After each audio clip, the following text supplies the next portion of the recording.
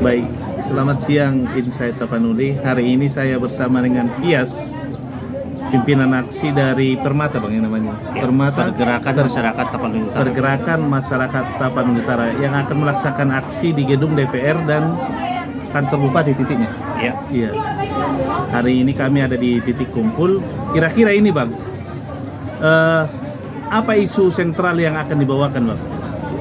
kita yang pertama akan menuntut kepada DPRD Kabupaten Tapanuli Utara untuk melakukan rapat dengar pendapat terhadap PJ Bupati Kabupaten Tapanuli Utara, Bapak Kosma Siombing.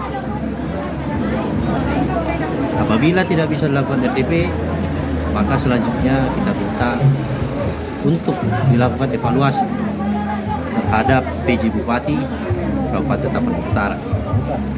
Kenapa tuntutan kita DPRD untuk melakukan rapat dengar pendapat ataupun melakukan evaluasi terhadap PJ Bupati? Karena kita melihat PJ Bupati dalam beberapa kegiatannya itu ada berkaitan dengan salah seorang bakal calon kepala daerah Kabupaten Tapanuli Utara yang dikemas dalam bentuk sebagai DPRD daripada Provinsi Sumatera Utara, yang dimana kita ketahui hubungan antara lembaga eksekutif maupun dengan legislatif, yaitu DPRD Provinsi Sumatera Utara itu seharusnya pimpinan DPRD maupun komisi itu pun ada aturannya. Jikalau komisi, dia terkait dengan komisinya masing-masing. Dan kita melihat kegiatan tersebut ini keberpihakan seorang pejabat bupati terhadap salah satu bakal calon. Nah, kegiatan itu ada kegiatan pagelaran musik, senam santai, kemudian sepak bola, dan terlebih-lebih surat itu dari fraksi, Ya. di mana fraksi itu kan sebagai perpanjangan tangan partai politik. Ya. Nah, itu kan jelas-jelas menyalahi. Nah, fraksinya juga fraksi gabungan, yang di mana partai politik lainnya tidak mengetahui hal tersebut. Yang seharusnya dalam surat fraksi itu ada beberapa partai, karena dia partai gabungan, itu tidak tahu. Artinya satu fraksi juga tidak saling mengetahui informasi akan ada kegiatan di Tapanuli. Iya, betul. Iya. Sehingga fraksi gabungan itu, jadi dia ada 3 partai dalam fraksi gabungan Iya. tersebut. Sementara 2 partai lain tidak mengetahui hal tersebut dan bahkan mereka keberatan di atas namakan fraksi gabungan tersebut. Nah, Tapi kan sudah ada klarifikasi. Sudah ada klarifikasi dari yang dirilis oleh Pak JTP dan timnya bahwa itu tidak menyalahi dan sudah ada komunikasi di antara fraksi mereka. Tapi terkait dengan itu, Bang, apakah Permata melihat bahwa PJ hari ini melakukan tindakan-tindakan itu ada yang menyalahi aturan atau memang dia tetap di koridor tetapi berbau politis? Ini yang dilihat oleh Permata. kita melihat dari Permata yang pertama, Ya. bukan hanya bersifat politis, Ya. yang kedua juga ini menyalahi aturan. Tadi kita sudah sampaikan, kita sudah menyurati ini baik ke DPRD Kabupaten Tapanuli Utara maupun DPRD Provinsi terkait yang kita bilang menyalahi aturan. Fraksi menyurati PJ tersebut, kemudian PJ menginstruksikan kepada seluruh OPD, seluruh ASN untuk menghadiri kegiatan tersebut. Nah, bahkan kita mendapat informasi Forkompida juga dia surati, tapi karena memang Forkompida mengatur aturan sehingga tidak menghadiri acara tersebut. Nah, kemudian yang berikutnya soal itu dia melanggar, nanti tentunya DPRD Kabupaten Tapanuli Utara maupun DPRD Provinsi itu yang akan bersikap lah terhadap itu. Tapi sejauh ini sebagai masyarakat merasa ada sesuatu yang tidak pada koridornya sehingga Permata menyampaikan aspirasi ini. Betul. Dan aspirasi kita yang kita lihat Pak pejabat bupati ini bukan hanya satu ini, bukan hanya persoalan kegiatan-kegiatan ini. Kita juga melihat ada beberapa hal yang menurut kita Pak PJ ini ya sudah tidak pada koridornya lagi. Di mana kita mendengar informasi, bahkan kita sudah pertanyakan ini sampai sekarang ini sekretariat penyelenggaraan pemilu tingkatan kecamatan, tingkatan desa belum diberi Oh iya. SK-nya. Padahal sekarang tahapan sudah masa melewati Pantarli, mereka sudah melakukan kerja-kerja pencocokan pendataan pemilih, ya kan? Di mana di PKPU itu kan diatur sekretariat PPK itu kalau tingkatannya kecamatan diusulkan oleh PPK, ya kan? Diusulkan oleh PPK. Bapak Bupati hanya tinggal menetapkan, kemudian memberikan kepada KPU untuk di SKK. Artinya hari ini adalah akumulasi kekecewaan terhadap kinerja PJ, kira-kira begitu? Betul. Kemudian yang berikut, kenapa kita minta evaluasi, poin-poinnya itu. Kemudian ketiga, poinnya kita mendengar juga Pak PJ di beberapa kesempatan selalu menyampaikan, bahkan kita dapat info bahwasan ini mau dilakukan ya semacam uji kompetensi Ya. kepada eselon 2, kepala-kepala dinas.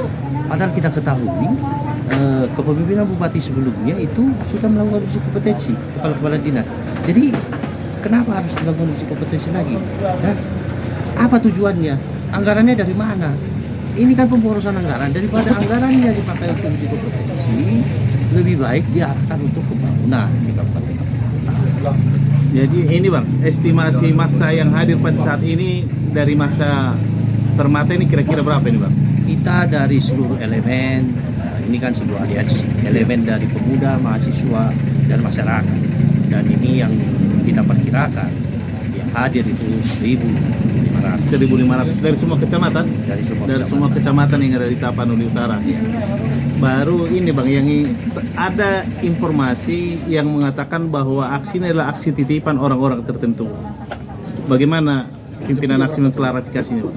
Sekarang begini, jikalau ini aksi titipan, tentunya bisa dilihat. Ya. Dilihat dalam arti apa?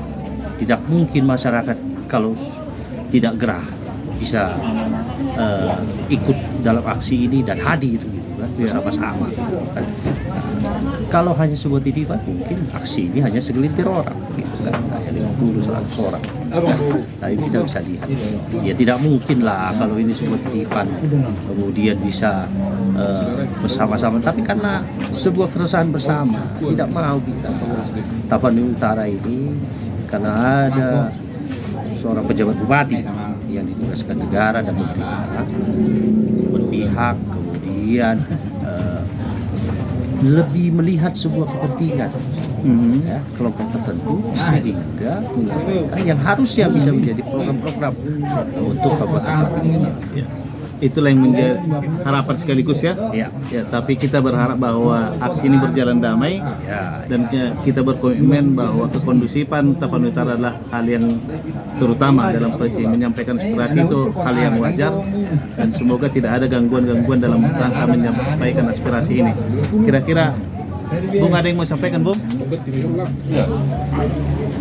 Sebenarnya sekedar menambah aja, Ya. sekedar menambah aja seperti apa yang dikatakan oleh saudara kita, saudara Edi Andreas Rian, terkait dengan kompetensi. Apa yang beliau katakan itu benar. Oh, sesuai dengan keputusan SK keputusan Kemendagri pun, saya kira kalau dikaji itu tidak relevan untuk seorang PJ melakukan suatu uji kompetensi. Karena kalau ini dilakukan dalam proses tahapan politik, saya kira ada dugaan karena memang PJ ini udah cawe-cawe, saya kira. Sudah jauh-jauh saya kira. Jadi belum lagi memakan anggaran yang sangat tinggi. Kalau tujuannya itu nggak jelas, kalau masalah yang tadi, masalah yang ditanyakan kepada saudara Edi terkait dengan ada kepentingan politik di balik ini, di balik aksi, maka bahwa ada seseorang atau tokoh ataupun organisasi yang lebih besar di luar daripada Permata yang memboncengi Pemberata untuk kepentingan politik. Saya rasa enggak. Ini saya kira ini aliansi yang murni atas suara daripada masyarakat, gerakan murni, dan ini membuktikan bahwa kekuasaan tertinggi ada di masyarakat sebagai social control politik. Di tangan rakyat. Iya, tangan rakyat. Nah, itu. Ya, baik, terima kasih. Ini adalah informasi yang ingin kami sampaikan dari pimpinan aksi Permata. Terima kasih, salam dari titik kumpul aksi Permata hari ini. Merdeka!